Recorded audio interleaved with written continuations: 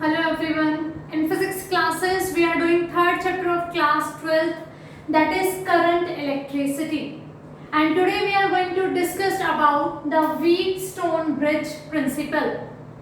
Wheatstone bridge principle is going to help us to find out some unknown resistances.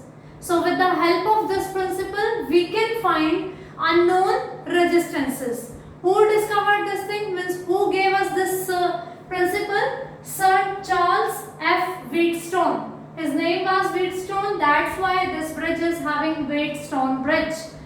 And in 1843, he gave this principle to help us to find out the unknown resistance. This is the diagram which is representing the Wheatstone bridge.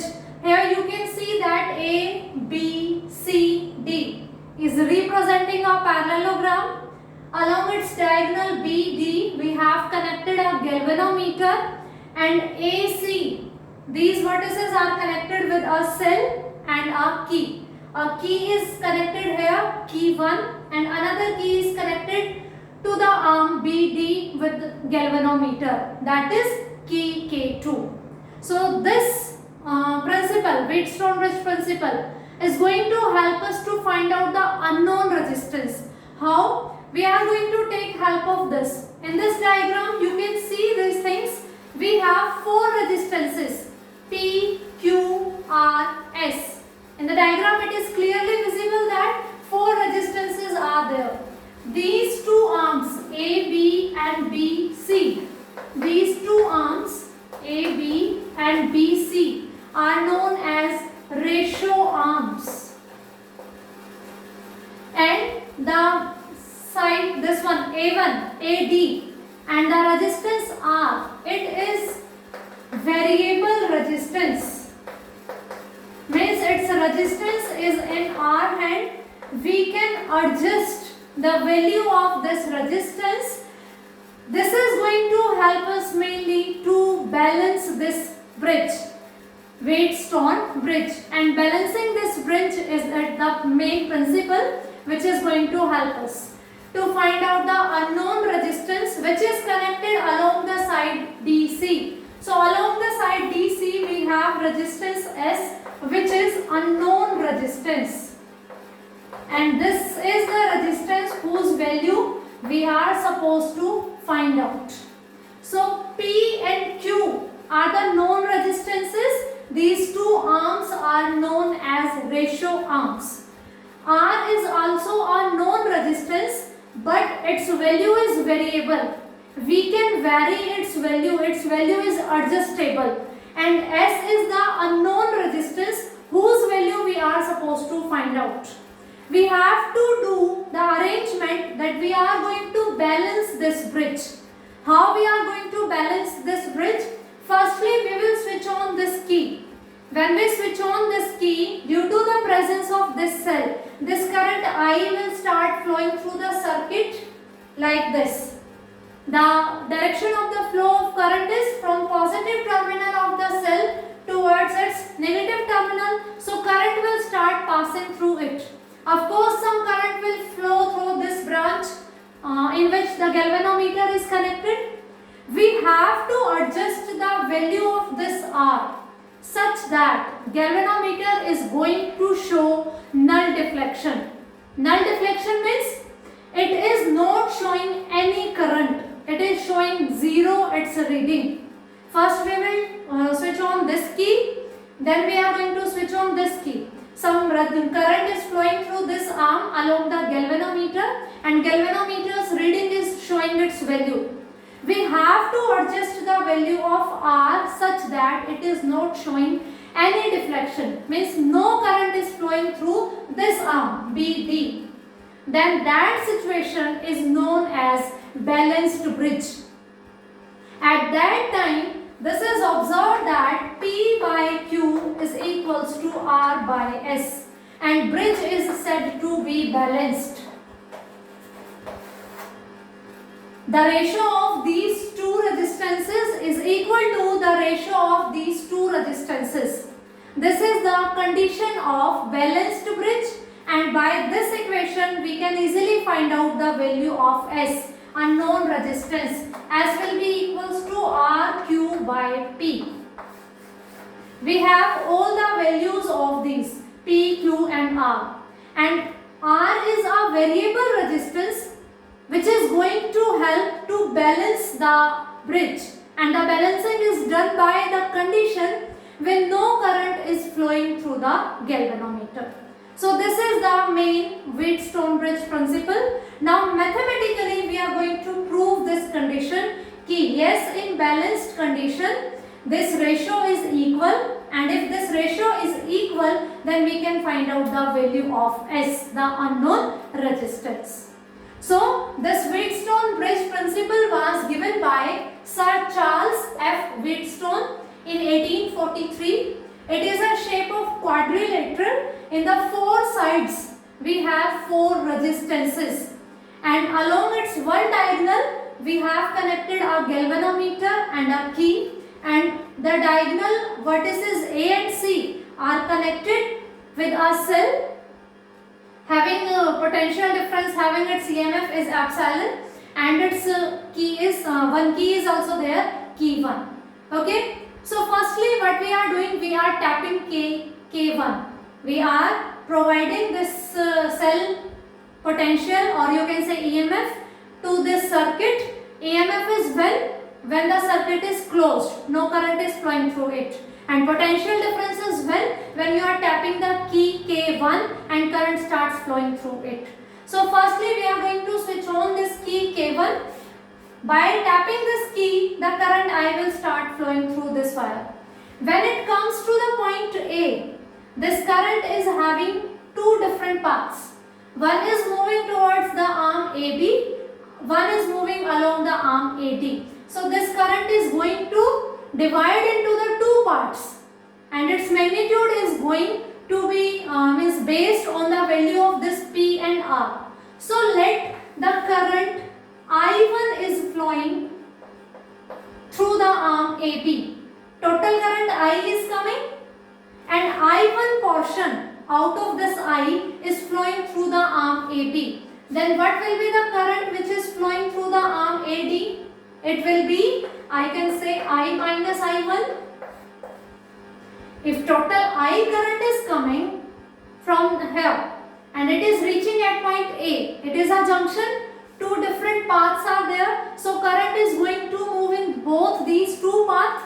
What happened? Some current will flow through this wire and some current is flowing through this one. So I am supposing that suppose I1 current is flowing through the arm AB. If this current is I1, then of course I minus I1, this current will flow through this one, because no new current is going to generate there. This is the total current I. I1 is flowing through the arm AB and I minus I1 is flowing through the arm AD. Now we are tapping this key K2 also. Then this current I1 is reaching the point B. Again it is a junction. Here two different paths are there. So this current is also going to distribute it into the two one. Okay. One is moving along this BC and one will move along this BD. If this is I1, suppose I am saying ki IG is the amount of current flowing through the arm BD, means along the arm in which we have connected galvanometer. That's why I am given its name is IG. Okay, the current flowing through this arm. This one is I1 current. IG is flowing through this one. So the current along this arm BC will be what? I1 minus IG. This is going to be the value of the current through the arm BC. Here the I1 current is there now. So this I1 current is having a junction at point B. Here two different paths are there. So the current flowing through this arm, we are suppose it is IG. And if this is IG, then this current is going to be I1 minus IG. Okay. Now this I1 minus IG is reaching at this junction C. And this one IG is reaching at this junction D. At this junction D, This current is also coming, and this one is how much? I minus I1, and this one is also coming, Ig. So of course here these both two currents are going to be add up. So in this arm BC, how much current will flow? Ig from here plus I minus I1 from here. Okay, I am repeating all the steps of the distribution of this current. Total I current is coming at point A. It is having two different paths, two different arms are there. Suppose I1 current is moving through the arm AP. Out of I current is flowing through the arm AP. Then I minus I1 will flow through the arm BD. Then this I1 is reaching this point B. Again there are two different paths, BC and BD. Then out of this I1, Ig current is flowing through this arm BD, which is having galvanometer. So that's why we are denoting this current Ig. Out of I1, Ig is here. So I1 minus Ig will flow through this arm BC. So this arm is having current I1 minus Ig. This is having I1. This is having Ig, and this one is having I minus I1. At this junction D, these two currents are coming from different directions. They will combine, and in this one they are going to flow. Okay, so I minus I1 plus Ig. This thing I have written, Ig plus I minus I1. This one will flow here. Now come to the junction C. The current is coming I1 minus Ig, and from here Ig plus I minus I1. So this all current is going to add up at the point C. So at point C, the current will be I1 minus Ig plus this current Ig plus I minus I1. Okay, so I1 is positive, I1 is negative. Cancel out. Ig is negative, Ig is positive, cancel out. I left with the current I. This current I is coming from here to the negative terminal of battery. We started from the which current? Current I. Total current I is there. It starts flowing from the positive terminal of the cell, and it's again coming back the current same I towards the negative terminal of the cell. In different branches of this circuit, different current is flowing. In this arm, current flowing is I1. In this arm, current flowing is I minus I1. In this branch, current Ig is flowing out of this I1, and here I1 minus Ig. Here these two currents are coming, they will combine, and that current will flow through in this branch. Then these two paths, their current are going to add up, and again we get the value I. So I hope the current distribution part is clear to you. How we have distributed this current I. The total current we are getting from here, same we are receiving from there. Okay, so this is about the part current. Now we are going to apply Kirchhoff's second law. In our previous classes we have discussed about the Kirchhoff's law, Kirchhoff's current law, and Kirchhoff's potential law. So if you can see, we have two loops, A, B, D, A, loop A, B, D, A, and the second loop is the loop B, C, D, B. We have two loops, and we are going to apply Kirchhoff's second law, Kirchhoff's voltage law, or Kirchhoff's loop law in these two loops. So let's start from the loop A, B, D, A. This loop A, B, D, A. This one. Okay. So if we are talking about the Kirchhoff's second law, we are going to talk about in the terms of potential difference. Okay. So here the current is I1 and the resistance is P. So potential will be I1P, because potential V is equals to I into R. In this arm AB, current is I1 and resistance is P. So I1 into P will give us the potential. I into R is potential. So moving here, because we are moving in the direction of current, that's why it is positive. Now at point B, we are moving in loop A, B, D, A. B, D. Here we have current IG, and suppose capital G is the resistance of galvanometer. Okay, because we have to talk about in the terms of potential only. We are applying Kirchhoff's voltage law. Okay, so current is IG and suppose capital G is the resistance of galvanometer. So potential difference across this arm BD is this one. Again we are moving along the direction of current, so it is also going to be positive. Now we are moving from here D to A. D to A, we are in opposite direction as that of current. So here will be minus. The current is I minus I1 into R. The current is I minus I1. We have to complete this loop. When we are moving along the side DA, we are in opposite direction of the current. So it is going to be negative. So this is the Kirchhoff's second law which we have applied in the loop A, B, D, A. I1P plus IGG minus I minus I1 R is equals to 0. Total change in potential is going to be 0. Similarly, we are going to apply Kirchhoff's second law in the loop B, C, D, A. We are moving along BC. The current is I1 minus IG. I1 minus IG. And the resistance is Q.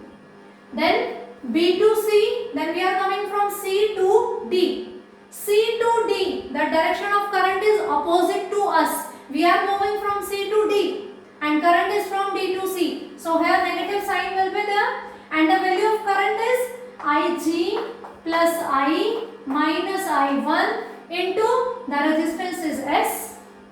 The value of resistance is S. Now we are coming to the point D. Then for completion of the loop, we are moving along DB. Again now we are in the opposite direction of the current. So negative sign will be there. Current is IG and resistance is G. Where capital G is the resistance of galvanometer. Okay. So this is the voltage law or Kirchhoff's second law when we have applied in the loop BCDB. In the arm BC, current is I1 minus IG, resistance is Q. We talk about in the terms of potential only. Potential is current into resistance. In the arm BC, current is I1 minus IG and resistance is Q. Then in the arm CD, current is IG plus I minus I1 and resistance is S. But we are in the direction opposite direction as that of the flow of current, so we put negative here. Then we are moving from D to B. Again we are in opposite direction of the current, so minus IG into G is equals to 0. Now this is the condition when we have tapped this key K1 and tapped this key K2. Now what we will do, we are going to adjust the value of this R. We are saying now R is a variable resistance. Its value can be varied. We are going to change its value such that the galvanometer is showing null deflection. Means no current is flowing through this arm. So when the circuit is balanced, this bridge is balanced, then what happens? In the balanced condition, the current IG is equals to 0. So putting the value IG is equals to 0 in both these two equations, so we get in balanced condition I1P minus this condition, this term will be 0 minus I minus I1R is equals to 0. Similarly, we will put IG is equals to 0 here. IG is equals to 0 means galvanometer is showing no deflection. This is the condition of balanced bridge.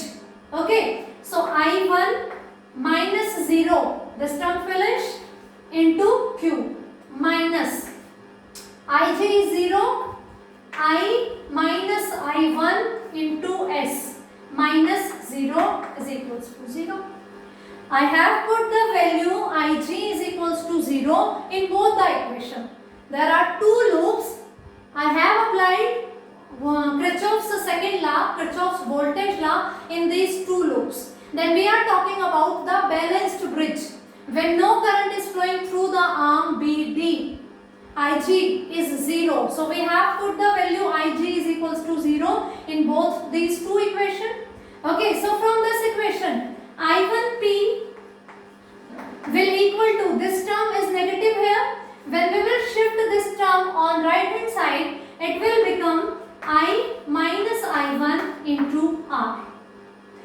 Similarly, this one, I1Q. This term is negative here. This will move at that side and become positive. I minus I1 into S, and this is 0. Here also Ig is 0. So we left with I1 into Q. Here also Ig is 0. We left with I minus I1 into S. Here also Ig is 0 because no current is flowing through that arm. Okay. So we left with these two conditions in the balanced bridge. Now we are going to divide these two equations. Divide. I1 will cancel this I1. I minus I1 and I minus I1. But we left P by Q is equals to R by S. And if P by Q is equals to R by S, means the ratio of these two resistances is equal to the ratio of these two resistances. So from this relation we can find out the value of S, that will be R Q by P. S was unknown resistance for us. P and Q are the fixed resistances and R is a variable resistance. This variable resistance is responsible for the condition of balancing the bridge. We have to balance the bridge. Okay, so this is the system, this Wheatstone bridge is working on the null deflection method. Null deflection means galvanometer is showing no deflection. No current is flowing through the galvanometer. So that condition is known as balanced bridge, and we have this relation. The ratio of these two resistances will be equal to ratio of these two. From here we can find out the unknown resistance S. So that's how this Wheatstone bridge is helping us to find out the value of unknown resistances. When we have done the topic, the combination of capacitors and the combination of resistors, there also you have some circuits in which capacitors and resistors are connected in this shape, Wheatstone bridge. If their ratio is equal, P by Q is equals to R by S, then that condition is showing that Wheatstone bridge is balanced. At that time, the potential difference of this and this will become equal. If both potential at B and D is equal, if two ends are having same potential, no potential difference, so no current will flow through this arm. If we are having the same condition, no current is flowing here. If no current is flowing, that means these 2 points are having same potential. Okay. So that's how this is helpful for there also in solving the numericals which are having circuit like this, capacitors and resistors combination. There also this bridge is going to help us. So I hope with the help of this Wheatstone bridge principle, you can now find out the value of unknown resistance. The sensitivity of this bridge means sensitivity. What do you mean by the term sensitivity? Means how sensitive it is. Means if we change a very small value of the resistance here, then the current flowing through it is also going to change. Means how a small change done by us is reflected by this bridge is known as its sensitivity. If we are touching something and that is reacting immediately, that means that thing is very sensitive. And this is working on the null deflection method. No current is flowing through this one in the balanced situation. So if we are changing this resistance by a small value, then this current is also going to be changed. So this is the sensitivity. Okay. If these resistances are of same order, all resistances P, Q, R, S, if these all 4 resistances are of same order, then its sensitivity is going to be maximum. Sensitivity of Wheatstone bridge will be maximum when P, Q, R, S all are of same order.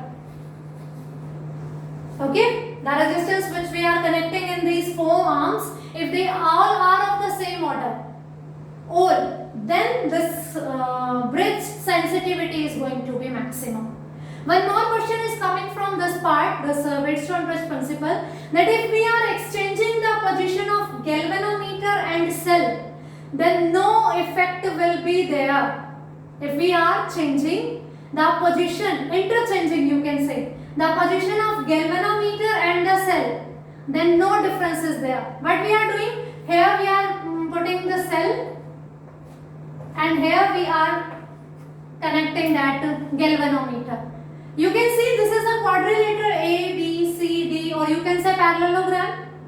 Okay, along the diagonal BD, we are connecting galvanometer. Along another diagonal AC, this is a wire now. This wire you can show inside also and outside also. But these cell and this key is connected along the vertices A and C. Like this. I can connect this cell here also, or I can connect this cell here also. Is there any difference if I am connecting this cell here to here and here to here? This cell positive terminal is connected to this A. Its negative terminal with the key is connected to C. Now this wire is outside or we are putting it inside. Is there any difference? No difference is there. So galvanometer is along one diagonal and this is along another diagonal. If we are interchanging their position, then its working is not going to change. This principle will remain same. In conceptual question, it can be asked, if the position of galvanometer and cell is interchanged, then what will be the effect on the working of the system? There will be no effect. Okay, whether you are connecting cell here or galvanometer here, if you are interchanging its positions, their positions, then no change will be observed. The working, the principle will remain same. So this is all about this Wheatstone bridge principle. This is mainly for the calculation of unknown resistances, and on the base of this principle we have majorly 2 operators, post office box and meter bridge. Meter bridge is also known as slide wire bridge. In our syllabus, post office box is not there, but we will do meter bridge or slide wire bridge. So that is the practical application of this principle, that is based, that is working on this principle. We have majorly 2 operators, post office box and meter bridge. In our syllabus, meter bridge is there. So in next class, we are going to discuss about the meter bridge. Okay, that is based on the same principle, Wheatstone bridge principle. And in balance situation, this is going to be the result. And this is the formula which is going to help us how to find out the value of unknown resistance. I hope this concept is clear to you. If you face any kind of doubt, then please let me know about that doubt so that I am going to help you. Thank you.